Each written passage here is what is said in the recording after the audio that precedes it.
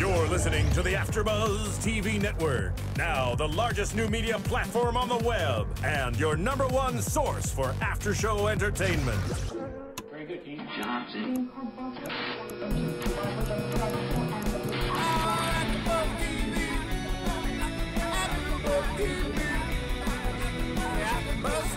The AFTERBUZZ Studios in Los Angeles, California, presented by Maria Menounos and Bing.com, and streaming live thanks to Akamai Technologies. This is AFTERBUZZ TV Survivor After Show. We'll break down tonight's episode and get you all the latest news and gossip. If you'd like to buzz in on tonight's show, you can buzz us at 424-256-1729. That's 424-256-1729. And now, another post-game wrap-up show for your favorite TV show. It's AFTERBUZZ TV Survivor After Show. There's the music. Hey guys, Bing is for doing, and we're doing another episode of our Survivor After Show. It is season 26, Fans vs. Favorites, episode 10, titled Zipping Over the Cuckoo's Nest. I am Justin Walter, joined by AJ Gibson, what's up? And Ryan Allen Carrillo, how y'all doing? Awesome. So tonight, we would love for fans to call in because... We got a call on the line right now. Oh, jeez. Already? The intro music isn't even done. It was one of the most epic episodes, and we have a caller already. Hey, who's on the line? Hello? Hello? Yeah, I'm calling about the Survivor coverage. Hey, what's your name? Dan. Dan. So you just watched the episode, huh? Yeah. So what'd you think of tonight's epic episode? One of the best episodes probably ever, and one of the best tribal councils we've ever seen. Yeah, I thought it was interesting. I think it was kind of Philip's fault because, I mean, Philip and his side, they had so many people, and I think the obvious thing for them to have done was all of them go out and look for the idol simultaneously because it's Philip and all of his guys. I mean, the other guys don't have a chance because they're in the minority. So if Philip and all of his guys went out looking for it at the same time, I think the odds were, like 7 against 3 that, they would find the idol instead of Malcolm. So I think. Yeah. So we have one. Kind of Philip's fault. Yeah, Philip. The big news tonight is there's a huge tribal council. We're going to get to how we got there. Thanks for calling in right away, but just kind of for all the fans who didn't see the episode, we're going to be talking about this episode where basically at the end of the episode, huge blindside to Philip. And one of the things that you're talking about, Dan, is Philip got lazy. His alliance got lazy. Malcolm, Eddie, and Reynolds were not lazy because they knew they were on the outs, and they found more idols. So, yeah, are you happy to see what happened tonight? Go on in terms of the tribal. What's up? I said tag. No, not exactly, because I like watching Philip. I know that a lot of people were hating him, and I think a lot of people say negative things about him, but I think, so for whatever reason... Yeah. Oh, we lost him. Sorry. Sorry. Well, Dan. That was a bit abrupt. Jeez, Dan, thank you so much for calling in. We're having a little technical difficulties. They got cut off. It was Skype. Oh, we called in on Skype. Yeah. Okay.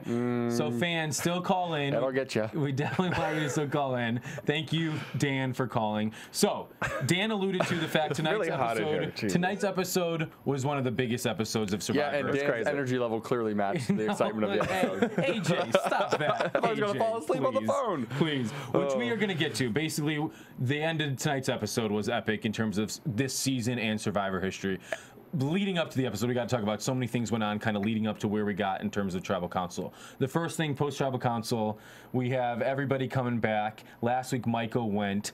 Andrea rallied the crew and basically said, we got this game in control. We have 7. They have 3. All we have to do is keep voting together. We got this locked down. Right. And then, Ryan, The next thing right away is Dawn in the morning. What happened with Dawn? Dawn's teeth. That's just the top. That's our topic for the day. The first one is Dawn's teeth. No, I don't even know. I'm still confused on what happened. But basically, she literally you just hear, everyone hears a scream. They're not sure what's happening, what's going on. They just hear, she calls for Brenda's name. Brenda runs out to her thinking like, who knows what's going on. Like screaming at the top of her, literally like shrieking. Screaming, crying, and then she could barely get out. She had something about like a retainer and lost. She had like teeth in the retainer. Basically, she must have lost her teeth or something happened, and so she wears a retainer so it looks like she has a full grill. And she said that she was down by the water and it like fell out while she was doing something in the water. She said she was getting a drink of water. Right. And in her in the ocean. In the lake? The lake. Is that, the pond? She was like is that doing clean something. water? Yeah, I don't know. That was weird. But then all of a sudden Brenda, who still didn't really speak. Well, here's the thing that I was shocked. Wait. You mean Serenity? Serenity. We know AJ. Who's Brenda? AJ loves I love Brenda. And one thing we have to say too, Jerry unfortunately is sick tonight, so she's not here. Get better, Jerry. We miss her. Get better, Jerry. But Jerry would hop on board with us. Who is Brenda? Now, what I found was crazy tonight, and maybe AJ, you can speak on this.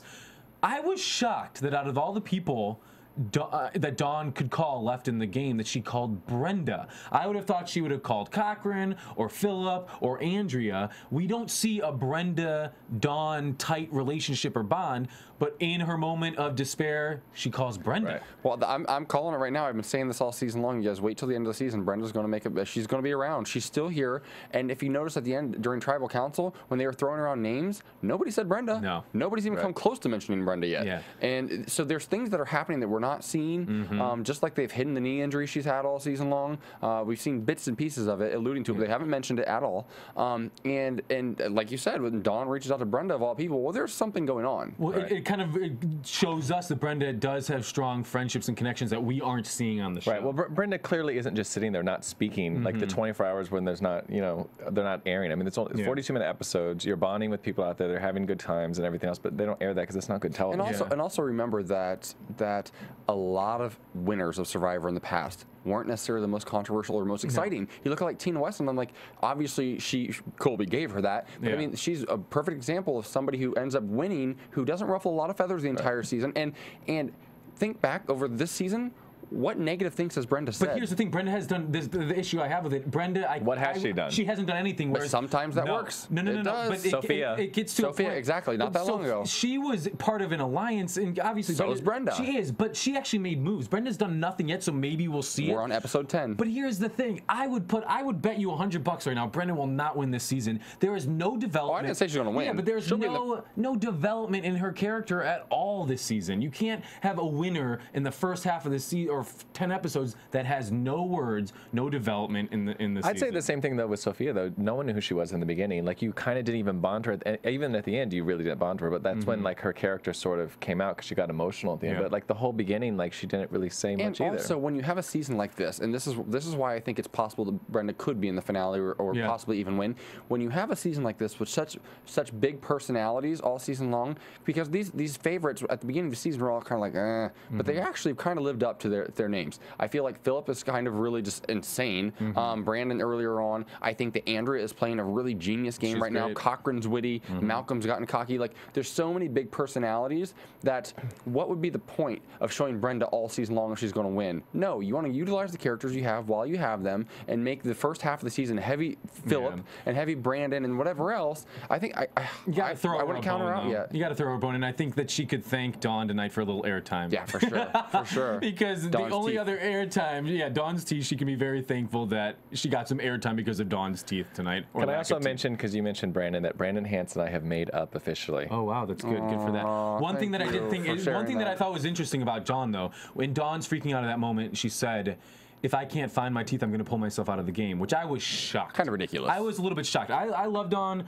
I would go knock my teeth out right now and put me on Survivor. I'll play the game. Here's how I think. Here's how my brain works. If I'm a mother and I'm out there already like winning over the hearts of like middle-aged women across the country, and I lose my teeth, I'm thinking, I would have taken them out and thrown them and lost them on purpose. That's great. That gives you so much airtime. It endears you to the fans. Fans love you. They're going to bring you back again for another Survivor.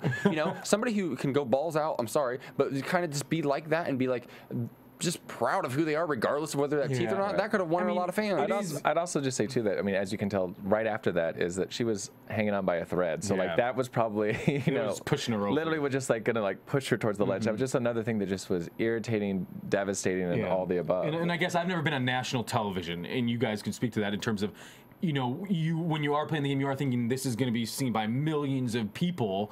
For Dawn, it was too much, and I think, like you said, too much at a breaking point. Right. And I think teeth are just obviously important. You know what I mean? And like, it would have been funny seeing him. No, I mean, you're missing like teeth. Like people are just like, oh, poor Dawn. I mean, it can be a little embarrassing, but like also, I feel like when we were on our show, though, we had each other. Like it was terrifying and whatever else, but we had each other to lean on. Like I had my family out there essentially, and Dawn is a mother. Her kids aren't. I feel like they should do a season of all mothers. Just all mothers on Survivor, because mothers are great. And then I feel like they should like bring like their youngest, each of their youngest child, and put them in a cage somewhere on the island, and they have to compete to like feed them or something. That'd be genius. I don't think about that. So the Dawn moment was crazy, and I think they teased that all week, and we thought probably it was going to happen in terms of something in the game, but it was completely unrelated to the game. A little disappointment, but Brenda, you know, put the snorkel mask on, dove in, found it in 2 seconds, still didn't speak, she just handed it up, no words. It's like there's a keeping. I mean, this is terrible. I'm referencing Keeping Up with the Kardashians, who I love. There was one episode. I don't watch the show, but in terms of I know this because of a job I had before, where Kim lost her engagement ring. This made headlines in the water, and then they found it. It's where they in terms of they were in Bora Bora. They were in Bora Bora. But in any case, I don't think this was staged, whereas that clearly was. Well, you know, I don't think that was staged either. To be honest, you know, some people don't need last names. Madonna. Some people don't need words. Brenda. I love her. One thing that I did see a little bit of foreshadowing after that, we saw Cochran talking to Philip saying, Dawn is someone in the end you don't want to be in the end with because you can't beat her. So it was interesting to see Cochran already planting the seeds to get, you know, of Dawn, which he's the reason why Dawn got out in the original season. Well, because they're thinking ahead right now. Well, first of all, they kind of foreshadowed that last week with Dawn kind of saying, well, or a week or two ago, where she was kind of like, this is about the point I went out, and it was because of Cochran. Hopefully she's learned the lesson. If not, she doesn't deserve to be there at the end. Because you don't want to go up against Dawn in the finale. You just absolutely, it's just she'll take out anyone. There's just no story like hers. I think it's going to be really interesting to see how things go down now, because when you're at 3-7 and now later on we're at 3-6, there really is. This is the opportunity to flip now. Now there's room. Yeah, because you don't want to be number 6 in the alliance of 6. You'd rather but what did Cochran say? Didn't he say something that she's making enemies because she is? There was a line. It was hard to read because it was kind of blurry. But in our feed, it was a little strange. But I swore that she said that, or that Cochran said that she's making a lot of enemies out here because she is. Everyone's confiding in her, and then she's telling everybody. So they're going to hold that against her. So I thought that he was putting that scene. Maybe I misinterpreted, because when we were watching it, it was hard. We didn't have the subscripts on. In our just to let our fans, we are on the West Coast. We watch an internet feed for Survivor to watch it live, and sometimes it cuts in and out. It's so that moment, tweet us if it's more that they wanted to keep her in or they didn't want to keep her in. Right now we have is Corinne the first member? No, Michael. She's not on Michael it. Michael is the first. Just missed it. Just missed it. Yeah. But I mean. These people know what she did to Corinne, and now what she did to Malcolm. She turned on Malcolm. If Malcolm doesn't make it to the finale, he's on the jury. So if that is either way, I feel like if Cochran was saying don't keep her or keep her, they both are good arguments. Right, because basically Dawn's sort of doing the dirty work right now. So that's what he was, I think, implying was like, hey, she's kind of taking all the heat for that right now. Which is great. So let's move on to the reward challenge. They split up into 2 tribes. And the challenge is basically where they have to walk on balance beams to get to a mud pit.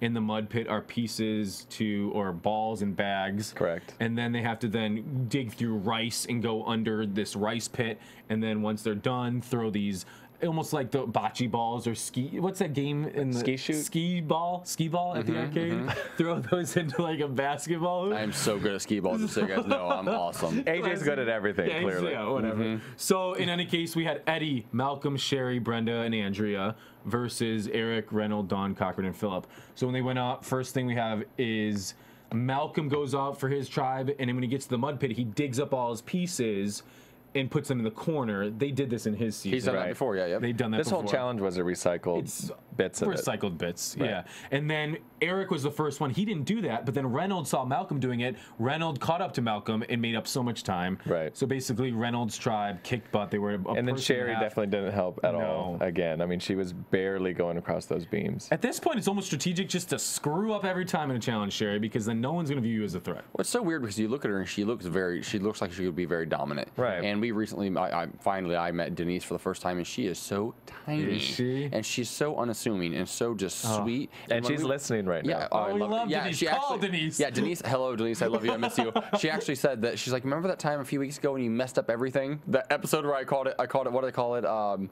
Heroes versus villains, and then I did the reward challenge second, and whatever. I messed up everything. She called me out on it. I just got giddy thinking Denise is listening. Yeah, she's our guest next week too.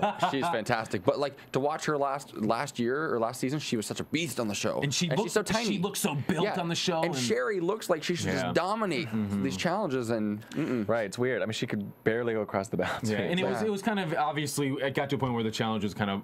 It wasn't exciting because we knew that tribe was going to win. There were a whole person behind. In terms of throwing the balls in the basket, the other tribe didn't even get to that point. Right. So they were a whole person. Can we call them humans for the night? An entire whole human behind. A whole castaway behind. So the challenge wasn't that great, but then there were some moments at the reward. We see Dawn showering and saying, smelling the soap, like taking it all in, which actually, that was Philip actually was the most cool. memorable moment. AJ, Philip is just disgusting. Here's the thing. I had a conversation with Philip recently, and I won't really share too much of it. You were drunk too. You have to tell us a little. I was a little bit tipsy. And do you know how you know when AJ's drunk? He undoes his top pants and belt for some reason. They're undone right now too. I undo them all the time I sit down. I think I'm just really fat. weird. No, I do when I drink. I undo the top button. Thank you. So I had a conversation with Philip, and I was a little bit tipsy, and I'm not sure that he was, but I know that I was. And I just kind of wanted to talk strategy with him for a while, and we talked for probably 20 minutes. At least. And I had no idea if he knew who I was, but I found out he does. Because he actually said, well, because of what you do, I can't say too much to you. Because of AfterBuzz? Yeah, and so I'm like, oh, so you know who I am. Great. And he shared some of his strategy with me, and the more he talked, two things happened.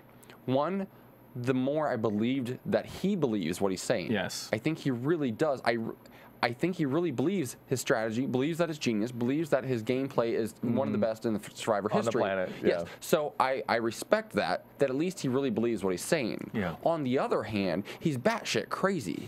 Like I'm sitting there listening to him, and it's intriguing, so I can understand why the other castaways might get caught up in that whole Philip aura.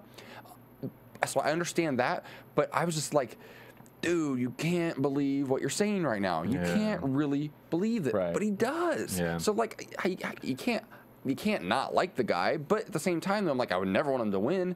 Yeah. Right. Would you have liked him? So Eric was pretty upset with him at the reward because. Well, he got into the swimming pool. There's like an infinity pool. After they just got out of the mud. Yeah, and everybody else rinses off first. I mean, if you've ever been to a gym or to a pool, it's etiquette 101. You rinse off and then you get in the pool. Yeah. Even if you're not covered head to toe in mud, he gets in the pool and there's just they do that wide camera, the aerial shot, and there's this mud all over the pool and the pool gets cloudy. I'm like, that's just gross. I'd also just say this, since he's scared of drowning, you think he'd want to be clean so like he wouldn't like sink to the bottom.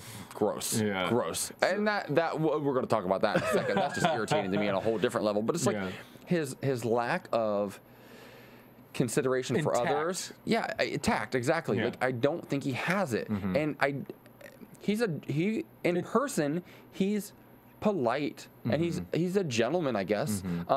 He's respectful to others. He was respectful to me. You know, I don't agree that I think he's a really great player, but he's respectful to me. Right, he's not rude. Yeah, he's just a little delusional. But on the game, though, I'm just like, who's going to do that and get in that pool? Like, you all fought equally for this reward.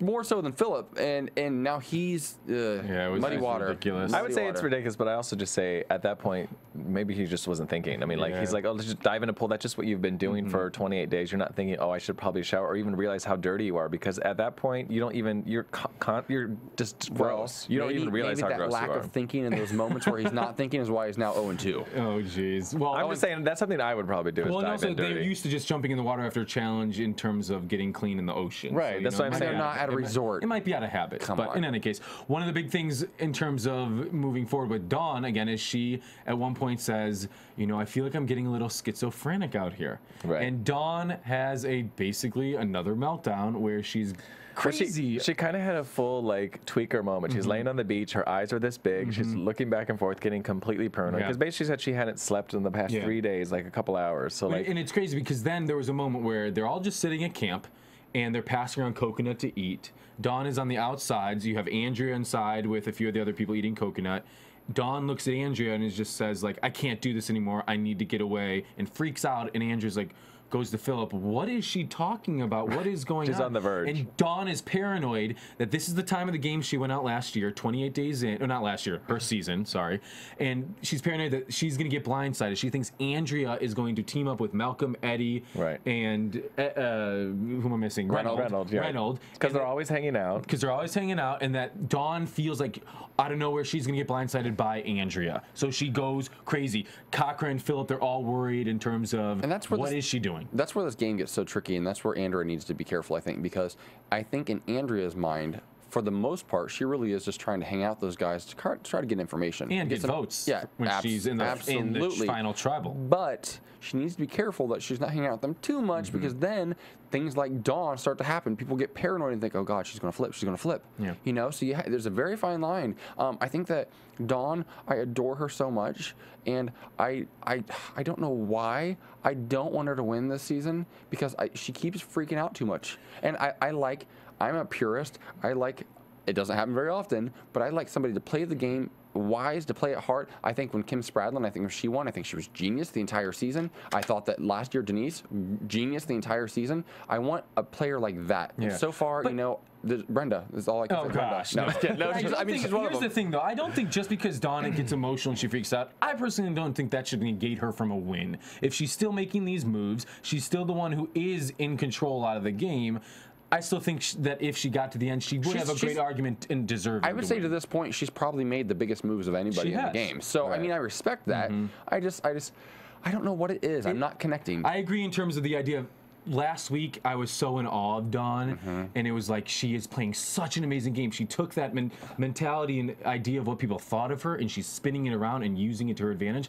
And it was just sad to see her break down like that. Yeah, I'd also say too, I would say with Dawn, like for me too, I connected with her more on her season 2, just because it was more of a hero story. Like she was traumatized in the beginning, sort of like Lisa, and then she came through and like blossomed and like really did well. She won an immunity challenge, and she was like, you know, always scrambling, so she wasn't like really in control, but like it was refreshing to see someone just go through that experience, which is why I was rooting for her so much. And you know, obviously I know her now and everything else, but like on this season, it's not really the same. So as a viewer, your connection with her isn't going to be as strong as it was, I think, on the first season. And I think it brings up a great point that this is something that I love so much about Survivor, and I've been a little bit critical. I always am. Every season I'm critical of the first half of the season because it just bores the living daylights out of me for the most part. And early on, I'm like, favorites. I want a favorite to win so bad. And then it always gets to this midpoint, and whatever tribe or group or alliance who's in the minority starts to become my favorite, and it happens every single season. And I get so frustrated because it's so rare that the alliance that has 6 or 7 going into a merge ever makes it. It doesn't happen because they start to get at each other and fall apart. We actually have a caller right now. I'm going to see who's on the line. Hi, it's Nicole. Hi, Nicole. How you doing? Hi. Good. I'm doing great. I can't believe I'm on AFTERBUZZ. Yeah. Thanks for calling in. We love getting callers. So what did you think of tonight? Oh my God, it was crazy. I love this episode, but I can't stop grinning. It was crazy. I know. You can even the energy in here. I feel like it's this like electricity right now in terms of talking about it. It's our caffeine. What did you think? What was your favorite part about the episode tonight? I just loved, of course, I loved when Malcolm gave Reynolds the idol, because everyone's face was just, I just couldn't comprehend it. It was crazy. Yeah. Yeah. What do you think? In terms, do you think strategically that was a smart move to do it instead of keeping it a secret? I like that he gave it to Eddie, but I wish that they voted first, and then they both I wish he didn't put it out on the table. Me too. She likes a surprise attack. Surprise attack. Can I ask you, doll? How old are you? I'm 18. This I'm Survivor. No, you grew up.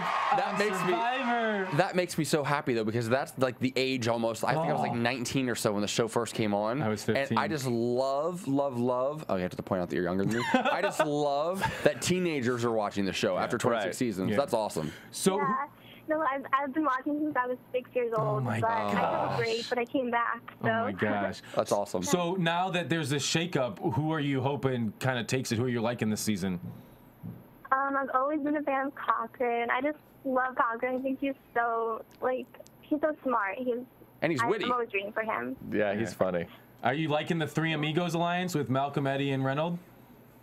I didn't like them at first, but after tonight, I really love them. It's kind of the underdog status, right? And can we talk about Brenda for a minute? Tell me I'm not the only person in America who loves Brenda. Well, I just watched Nicaragua again, and I really didn't like her in that season, but she seems a lot different this season. She's not. Yeah, she's a mute. But she seems really sweet, doesn't she? She doesn't seem like she's really offensive to anybody. She's always smiling. Yeah. I want to be friends with her. I don't know. Yeah. I love it. I'm going to become friends with her. Well, thank you so much for calling in. Please call in again, and we love hearing from you. Keep watching. Thank you. Take care. Bye-bye. Bye. I love her. Awesome. 6 years old. Okay, who was it that called in earlier? Dan. Dan, take notes. That's how you. That's how you call. Don't say that. I love the energy. I love the energy. I got a tweet to it. Who was that caller? People are tweeting about her. Amazing. So the one thing that cured Dawn's craziness was sleep. She said she got a full night's sleep, and then you could visibly tell. Yeah, but she still, I love this. I'm so glad you brought this up because she still had crazy eyes the next morning. But she was like, I feel better, guys. I'm great. Let's go. And I'm like, you still have crazy eyes right now. But mentally, she checked back in the game. Yeah. Right. So it's almost, we're kind of almost seeing a Lisa Welshel kind of storyline a little bit. Very much so. And I almost wish, though, I mean, when somebody's so close to breaking, all I pray for is like a thunderstorm every time, because that's all it takes to like put you over the edge. Over the edge. If she hadn't gotten a good night's sleep, she would have been gone. Yeah. She'd have been donezo. Right. Yeah. So one thing, though, in terms of, obviously, we love having our callers call in. We love our fans calling in. So we just want to thank our fans for listening and watching us on YouTube. And definitely go to iTunes, check out our podcast.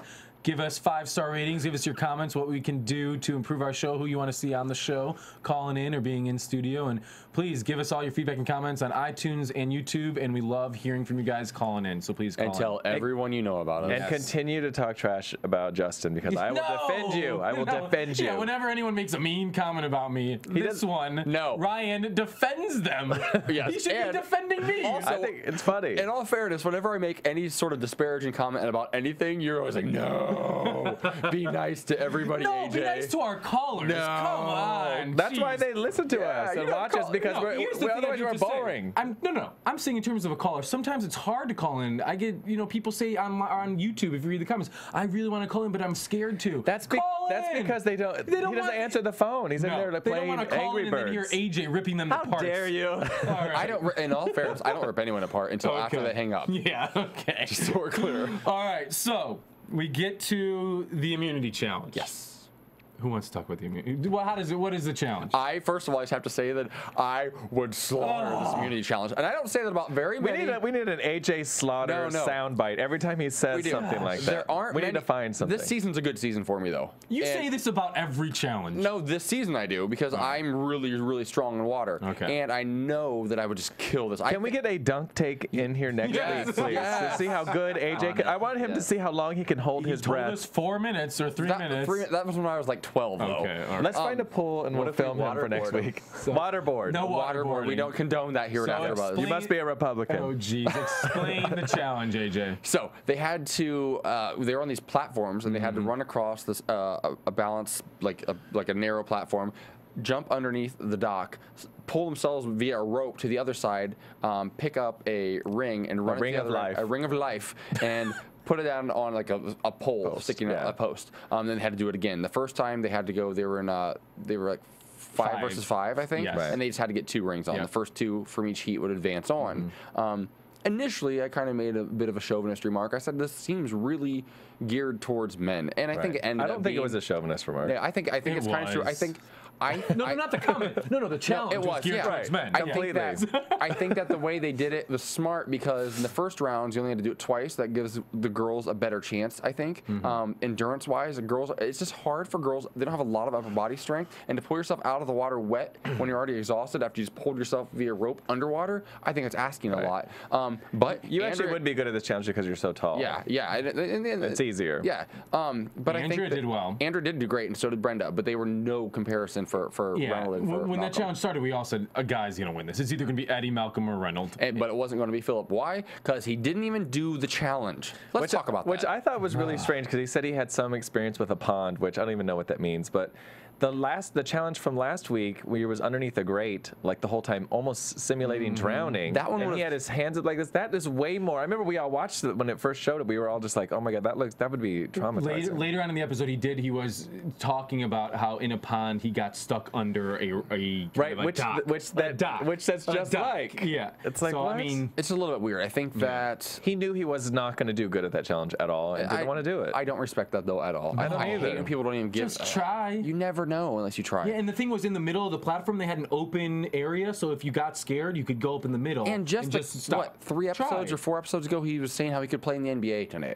like at this point in his life. So but Jeff, I mean, at Tribal Council, Jeff made the comment and pointed out he's never seen anyone do that without like getting food or getting some sort of benefit to sit out. But Philip just voluntarily. No one does that. Did you also notice how quickly Jeff backed off the line of questioning, though, right away? He got one response from Philip and let it go, which is very un-Jeff Probst-like, and I was a little bit disappointed in that. He may have gone on more, but it just wasn't interesting. His responses weren't interesting. Yeah. But so Philip sat out, and then because he obviously though he felt so comfortable that he felt like he could sit out. That's what drives me nuts about people that are in alliances of majorities. They start to rest on their laurels, and then they get cocky, and I'm like, oh, now you deserve to go, and which is kind of why I think I don't like Dawn as much this season. I adore her. She is a doll in real life. She's a sweetheart, and I loved her so much last time because it was an underdog story. This time she's getting a little bit cocky and a little bit not even cocky. Not even cocky isn't the right word. A little bit. She's getting a little bit of power, a little bit of swagger, which is nice, but she's also starting to backstab people. And I don't like seeing that storyline. I don't think that at all. I don't think she's backstabbing. I think she's being loyal to her alliance. That's not backstabbing. That's doing what you originally designed to do. Everyone who she's quote unquote backstabbed, she hasn't had an alliance with them. She's not. They're not on their alliance. Malcolm used to be in her alliance, but Malcolm made the first move. Yeah, he's been gone for a while. He's gone rogue. Going against in the challenge. Plus, that's how she got voted off the first time, which is why she's sort of sticking to that. And I also don't think that she's being cocky. I think Philip is setting the tone for everyone to be that way, which next week is going to be interesting. Well, and it was funny in the challenge. Eddie would have been in the final round, but when he ran with his second ring, he didn't put it on the pole. So Eddie, really. So it was Reynolds, Malcolm, Brenda by default. Sorry, Brenda, and then Andrea, and it basically Don't say by default. She earned it. No, it was by default. Eddie messed up. Yeah, he messed up. And then it came down to Eddie and Malcolm. I was rooting for Eddie the whole time. I was happy Eddie won. I'm glad. I think you have a crush on Eddie. No, a fan won this challenge. Eddie wasn't even in the final challenge, so let's backtrack a little bit. Why am I saying Eddie? Reynolds. I mean Reynolds. I'm pulling because you are a fan of Eddie. No, exactly. Once again, I was rooting for Reynolds. No, we want to hear you people out there. Do you think he has a crush on Eddie? No. We want to know. Go ahead and put that on YouTube. Eddie's boring to me. I think Reynolds. Then why are you're magenta right now? What is going on? Why do you like it? We can get Andrea on the phone because Andrea likes Eddie too. No, I don't like Eddie. All right. In any case, we got Reynolds kicking ass in the challenge. Sorry. Oh, he's cursing now. Watch out. Reynolds kicking butt in the challenge, and it was awesome because we knew if Reynolds won immunity, Malcolm has a hidden idol, and then hopefully they're going to find another idol. And it was like they're definitely going to find another idol, which we go back to camp after the immunity challenge, and the 3 boys in the 3 Amigos alliance immediately are looking for that idol. And the only people in the other alliance that went and looked were Andrea and Dawn. And that was after they had been looking. And, basically Philip was going into his pond story, and then they're like, let's go look for the idol. This is boring. So they literally didn't even listen to 2 words. No. The only person who listened was Brenda. She's like, oh. Yeah. So it was crazy. And then in terms of what was funny was Malcolm's at this rock that has holes in it. I know. Here's the thing. Before that, they were walking along. Cheese rock. It's Eddie or Reynolds or one of them, and they're kind of like lifting up a rock with a machete or something. And I'm just like, you guys, why are you looking there? They're never going to be there. They're always going to be in a rock, in a hole. They're either going to be there. Eye level or above. Or they're going to be under a bridge. They're going to be directly under a palm tree in the sand, or they're going to be in a tree. Always. Or under the rice. Yeah, under the rice. So Malcolm's looking in, and Dawn and Andrea right by him saying, hey, if you find it, let us know. We'll come help you. And then lo and behold, Malcolm pulls out the idol. And I love how the first thing Andrea thought was, you hit it, or Dawn, one of them said, you hit it there. You've already had that idol. It was awesome to see him. I love the strategy of not waiting for them to leave, but just showing like, hey, I have this idol, I'm playing it tonight, screw you guys. And it was great. So then we knew as fans, we knew he had the other secret one.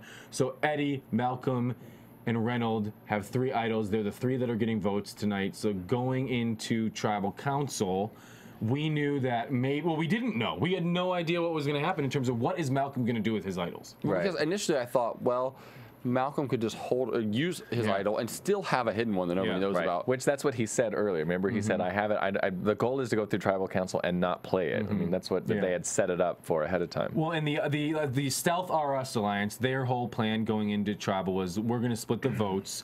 We're going to do it before immunity. We're going to split it between Reynolds and Malcolm. So if they use the idol, one of them will go home. Then when Reynolds won immunity, okay, we're going to split between Malcolm and Eddie. Then now Malcolm finds this idol. Okay, we'll still split the votes and Eddie will go home. So the 7-3 majority has, in a numbers game without this secret hidden idol that Malcolm has, they clearly are still in control. And as a fan, it was awesome going into this tribal and going, what is going to happen? Right. Because we had no idea. And it has been a long, I mean, the last couple tribals have been amazing. Right. The last week's was great, too. It was great. Really good, yeah. Great. But, and I love, Andrea said, I wrote it down, tonight nothing can go wrong. So, yeah. I thought Andrea's gone. Tonight nothing can go wrong. So let's talk about, I mean, tribal, explosive. Probably one of the most epic tribal councils, up there with the one where Poverty played her 2 idols and heroes and villains. Yeah.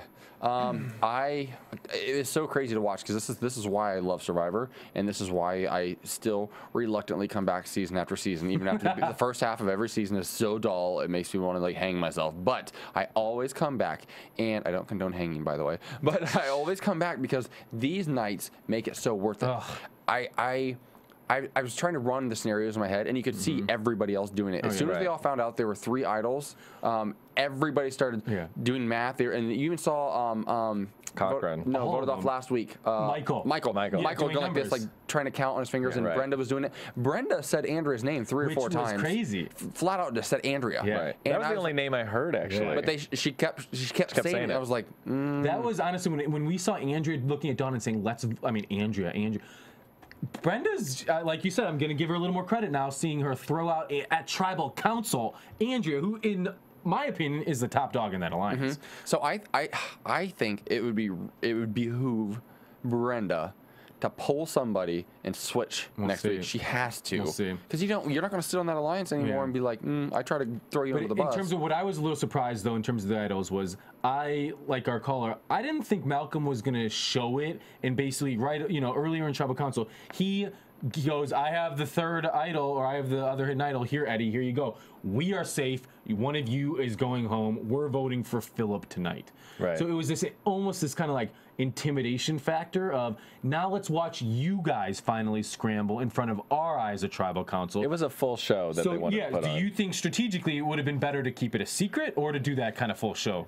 If it was me, I would have kept it secret. But however, for television purposes, it was amazing how they did it. But I think I would have been more conservative and just been, I don't know. Like what Poverty did. Right, been more surprising. Yeah, I would have kept it secret too, which is why I think Poverty's move is still, I think that Tribal Council is still, for me, the best Tribal Council ever. However, I think that this is where I feel like Jeff Probst dropped the ball a little bit, and I felt like he did a couple of times tonight. And I never think that about him because I know you're like world is crashing down right now. I see it in your eyes, because I think he is the best person to host this. I mean, there's nobody else on earth who could host Survivor. I know exactly the comment you're going to say. I feel like he dropped the ball a little bit. I feel like if you really want to see a scramble, say as soon as those idols are out, let's vote right now. Go. All right. Go in there and go. Let them scramble for 5 seconds, 10 seconds. Don't do another line of questioning and give everybody an opportunity to now come. Let's let them vote. But here's the thing where I disagree, because there could have been an opportunity where somebody would have said, let's say they say, okay, we're voting for Philip. There could have been an opportunity of Andrea. You never know. Andrea could have been like,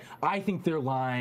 I'm going to vote for Philip, or something could have happened where someone on the bottom of that alliance revealed, like, I'm on the bottom, guys. I'll switch over. I'll vote with you. So in letting it breathe, you never know what's going to happen. Nobody's going to do that, though. Nobody's going to put their... But you never know, because we've never had a scenario like this on Survivor. Well, no, this used to happen. Years ago, these sorts of votes used to happen a lot more often, where there's a lot of split votes and a lot of, oh my God, who's voting for who, and people talking to each other at Tribal Council. That used to happen at the early seasons. Right. Now, everything is alliances. And the thing is, they probably sat there for a while, too, which I don't think they even would have processed. Like, they may not even play the idols. Like, because I didn't even think about that till they hit. I'm like, oh, Oh yeah, they may not. So that was that's what that I was what I thought you were gonna say. It was very leading. He started planting seeds. He actually was the first one to say it. Yeah, and I was like, I don't think any of them even consider that. I think the first thing they all thought when they realized there were 3 idols is, oh my God, it can't be me. Who? Right, yeah. Who? Everybody's, and I'm surprised that nobody was saying Sherry.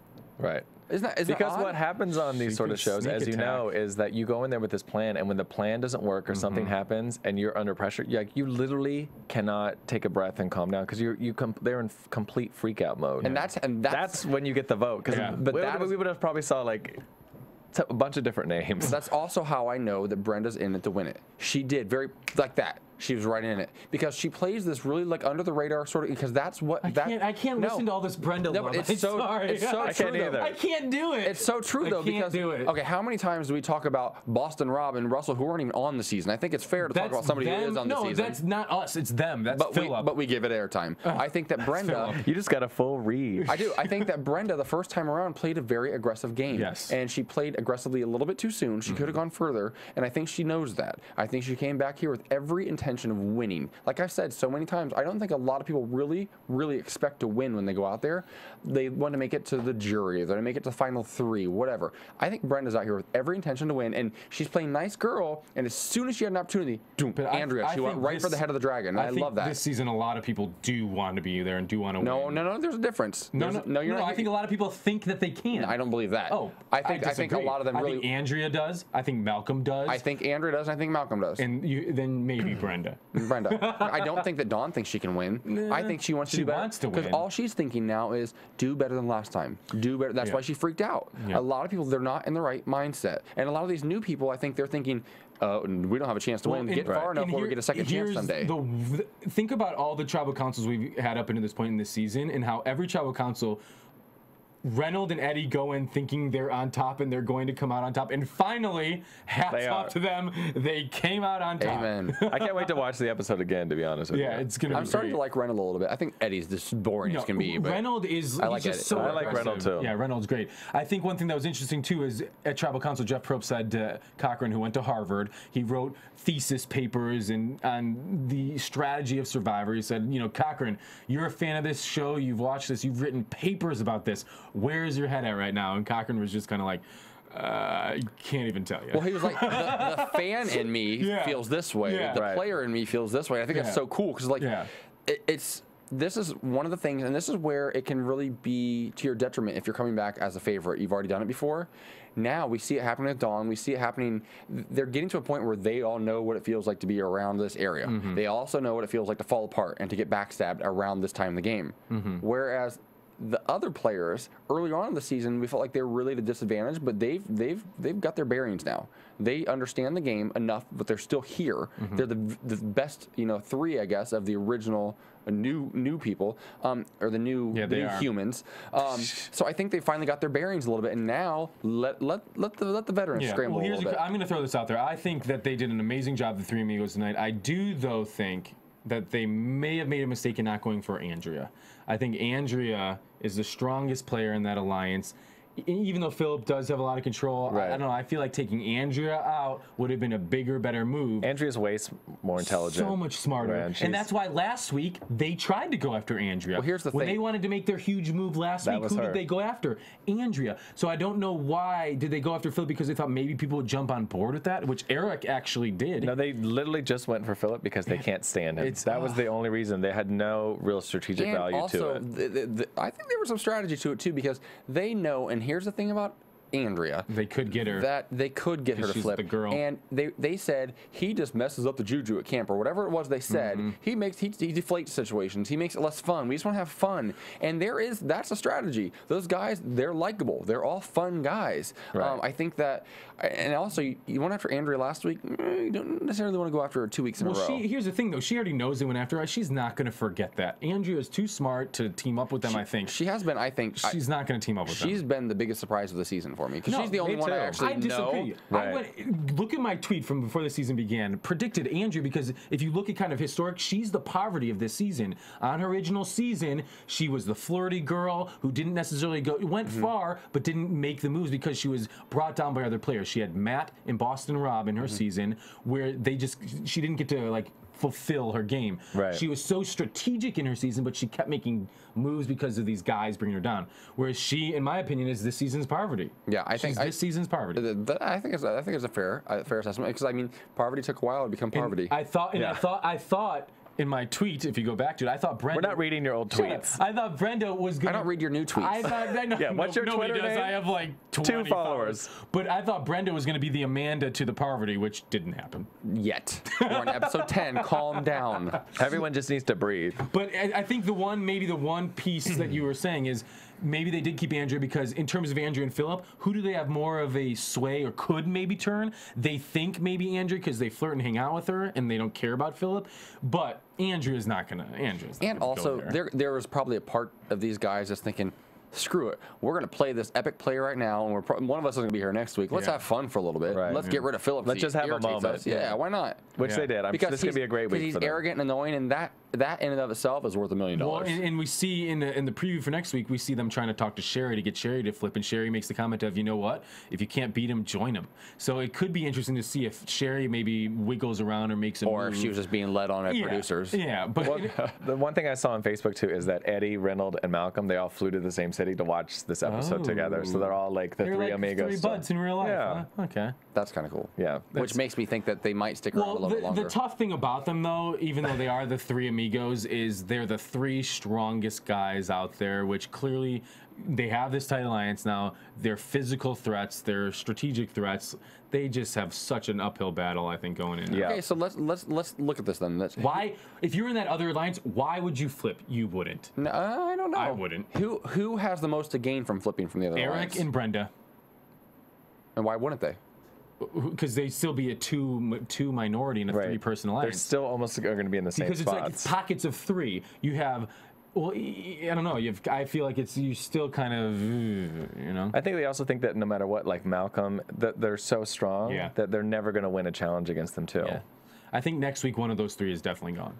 I think that next week the smart thing would be to put a challenge out there that lets a female dominate it, to take a little bit of pressure off the guys, let a woman have a target on her back for just a little bit. I think that, I don't know, I feel like it would be smart for Brenda, because I feel like she's going to get called out. I think she's going to get called out for calling out Andrea at Tribal Council. We'll see, People had to have heard it. People had to have heard it. Well, here's the thing. She was saying it to Dawn. Yeah. Dawn tells everybody's business. This is the thing that's interesting, because in my mind, Dawn is aligned with like her tight alliance was with Philip.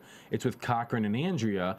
We've never seen Brenda and Dawn have one strategic conversation. But it's interesting that Brenda talked to Dawn. Brenda talked to Dawn Maybe at they have a Tribal. secret sub-alliance. Well, I think she had to talk to her because she was sitting right next to her, and because she couldn't scream down, "Hey, vote for Andrea!" Like, and that's the other thing too is you know, who knows? It's going to be, hopefully it's anyone's game. Hopefully we're going to see a switch up in that majority 6 alliance next week, and who knows with Eric? I don't think we are. Eric, who flips left and right. Eric already flipped. Eric should join those boys, the 3 amigos. Why not? No, he wasn't. I don't think it's going to happen. So epic episode. I think we all just it almost reinvigorated. Just Cochran said it in the episode, and it's the perfect way to end.